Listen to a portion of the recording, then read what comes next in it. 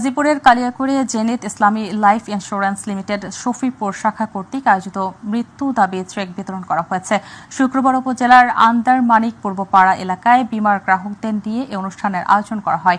অনুষ্ঠানে শফিপুর শাখার ইনচার্জ তানভীর ইসলাম তানজিলের সভাপতিত্বে বক্তব্য রাখেন জেনেট ইসলামী লাইফ ইন্স্যুরেন্সের মুখ্য নির্বাহী কর্মকর্তা ডক্টর এস.এম. নুরুজ্জামান, গাজীপুর জেলা যুবদলের যুগ্ম আহ্বায়ক নাজমুল হোসেন মণ্ডল ও কাশিমপুর থানা যুবদলের যুগ্ম আহ্বায়ক মোস্তাফিজুর রহমান টুটুল সহ আরও অনেকে।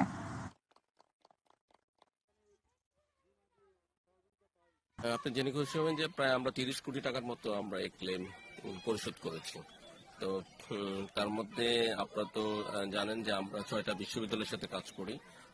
আমরা মানুষকে যে পেমেন্ট করার সময় আমরা চেষ্টা করি যে তাকে কোনো হয়রানি যাতে সে শিকার না হয়, সেই কাজটা আমরা খুব আমরা 7 কর্মদিবসের মধ্যে আমরা মানুষের তার পাওনা টাকা পরিশোধ করে থাকি।